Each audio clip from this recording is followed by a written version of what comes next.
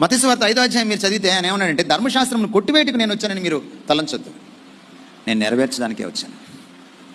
గలతీ పత్రిక మీరు చదివితే పౌలు చెప్తున్న మాటలు మీరు వింటుంటే యేసుక్రీస్తు వారి గురించి, ఆయన స్త్రీ సంతానముగా పుట్టాడు. ఎందుకంటే స్త్రీ సంతానం ద్వారానే ఆయన అపవాదికి బుద్ధి చెప్తానని ఆదికాండం 3వ అధ్యాయం 15వ వచనంలో నేను చెప్పేశాడు ఆయన. ఎందుకంటే నేను సృష్టించినటువంటి మనిషిని నువ్వు పాడు చేసావు కనుక నిన్ను ఆ మానవ అవతారం ద్వారానే నిన్ను నేను అణిచివేస్తాను, నేను ఓడిస్తాను, నిన్ను పాతాళానికి తొక్కేస్తానని దేవుడు ఆ రోజే చెప్పడం జరిగింది. అయితే అక్కడ పౌలు ఒక మాట అన్నాడు, ఆయన స్త్రీ సంతానముగా పుట్టి ధర్మశాస్త్రమునకు లోబడినవాడు ఆయన. ఎందుకు యేసుప్రభు భారతదేశంలో పుట్టలేదు?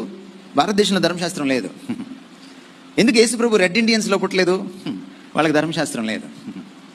ఎందుకు యేసుక్రీస్తు ఫిలిస్తీన్లోనో అమాలేకీల్లోనో పుట్టలేదు? వాళ్ళకి ధర్మశాస్త్రం లేదు. ఎందుకు ఆయన రోమియోల్లోనో గ్రీకుల్లోనో పుట్టలేదు?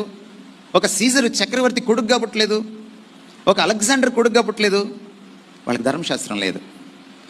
ధర్మశాస్త్రానికి లోబడాలి కనుక ధర్మశాస్త్రపు పరిధిలో ఉన్న కన్యక గర్భాన పుట్టాడు. అప్పుడు ఆయన స్త్రీ సంతానం అవుతాడు.